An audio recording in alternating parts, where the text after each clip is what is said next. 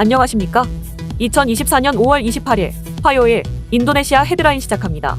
첫 번째 소식입니다. 인도네시아는 4월에도 무역 수지 흑자를 유지했으나 수출 감소로 인해 흑자 폭이 줄어들었습니다. 인도네시아 통계청에 따르면 4월 수출은 수입 대비 35억 6천만 달러 초과하며 48개월 연속 무역 수지 흑자를 기록했습니다. 그러나 전월 대비 무역 흑자는 5분의 1 이상 감소했고 작년 4월에 비해서도 약 10% 줄었습니다.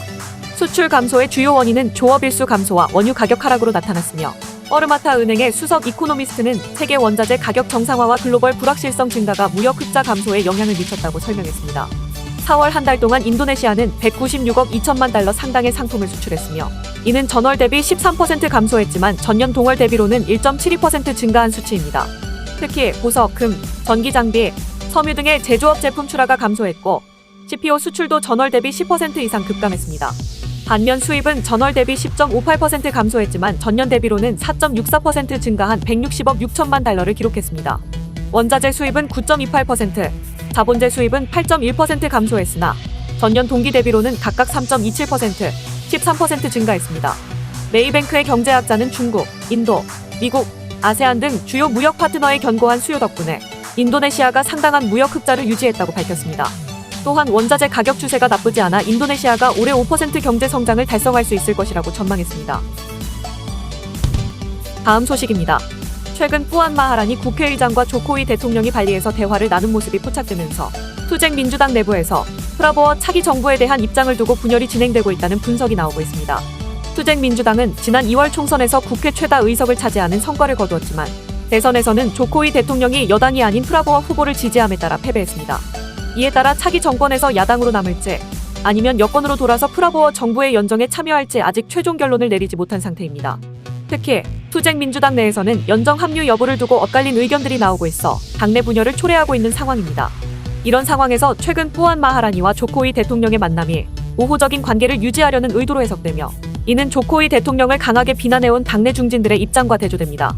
한편 메가와띠 투쟁 민주당 대표는 5월 24일부터 26일까지 열리는 전국 실무회의에서 차기 정부에 대한 당의 입장을 발표할 것으로 예상됩니다.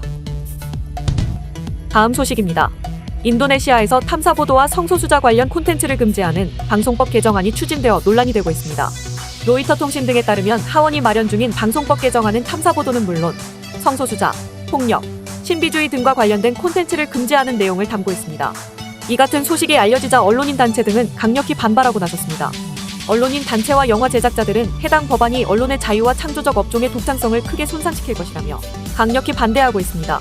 특히 언론인 단체들은 부패, 연고주의, 환경 범죄 등에 대한 폭로 기사 작성이 불가능해질 것이라고 우려하며 어렵게 얻은 언론 자유가 위협받고 있다고 주장했습니다. 이에 대해 법안을 추진 중인 하원 의원들은 법안이 아직 초기 단계에 있으며 내용이 변경될 수 있다고 밝히며 한발 물러섰습니다. 한편 인도네시아는 세계 최대의 무슬림 국가로서 동성애가 금기시되고 일부 지역에서는 불법으로 규정되어 있습니다. 이번 법안 추진으로 인한 논란은 국내외 언론의 자유와 성소수자 권리에 대한 중요한 이슈로 부각되고 있습니다. 다음 소식입니다. 인도네시아 발리에서 제10차 세계물 포럼이 열렸습니다. 세계물위원회 주관으로 3년마다 열리는 세계 최대 물 국제 행사로서 이번 포럼의 주요 주제는 공동 번영을 위한 물로 세계 각국의 장관급 회담과 협력에 대한 논의가 이어진 동시에 각국의 물 기술을 선보이는 장으로 적극 활용됐습니다. 이번 포럼은 전 세계적인 기후변화에 따른 물 문제 해결을 위한 국제 협력의 필요성이 강조되었으며 기후변화를 유발하는 요인과 지속 가능한 개발을 위한 방법을 논의하는 자리였습니다. 특히 2015년 파리 협정과 지속 가능한 개발 목표 수립 등 기후변화 문제 해결을 위한 국제적 논의도 중요하게 다루어졌습니다. 한편 우리나라를 비롯해 일본, 중국, 독일 등 참여 국가들은 각 나라의 물 정책과 기술을 알리는 전시관과 자국 기업 홍보관을 설치하여 세계 각국에서 오는 물 관련 정책 기반자 그리고 물 산업 시장의 관계자, 학회 관련자들에게 자국의 물 기술을 홍보하였습니다. 다음 소식입니다. 한국수자원공사가 인도네시아에서 3천억 원 규모의 광역상수도 사업을 추진 중이라고 발표했습니다.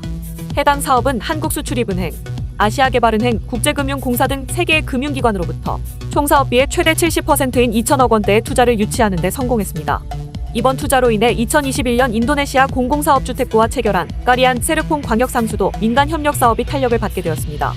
한국수자원공사는 해당 사업을 통해 자카르타와 주변 도시 200만 명의 주민에게 하루 40만 톤의 깨끗한 물을 공급할 계획입니다. 참고로 해당 광역상수도 사업은 인도네시아 최초의 물 분야 프로젝트 파이낸싱 사업으로 취수원인 까리안댐과 도수관로는 한국 정부의 유무상 원조 사업으로 추진되었으며 우리나라 기업이 설계와 시공을 맡았습니다. 특히 수자원공사는 해당 사업을 통해 취수, 정수, 관로 등 물 공급 전체 과정에 한국 기업이 참여하게 되어 큰 의미가 있다고 밝혔습니다. 다음 소식입니다. 세계경제포럼의 최근 발표에 따르면 인도네시아가 여행 및 관광 개발 지수에서 14개 순위를 상승해 전 세계 여행지 순위 22위를 차지하며 아시아 지역 내에서 가장 큰 상승을 기록했습니다.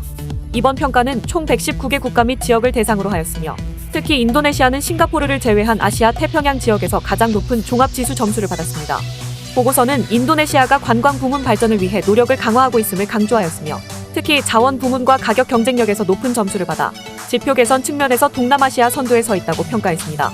그러나 인도네시아를 포함한 개발도상국들은 교통, 관광, 정보통신기술 인프라 등 중요 분야에서 추가적인 투자가 필요하다고 지적하며 비즈니스 및 의료관광 등 비례저 여행 자원의 개선이 부족하다고 평가되었습니다. 특히 인도네시아는 비자 요건의 불편함과 제한된 연결성으로 인해 외국인 관광객을 주변 국가에 빼앗기고 있다고 평가되었습니다. 다음 소식입니다. 로이터 통신 등에 따르면 최근 로힝야족 난민 50명이 수마트라 섬에 도착했습니다.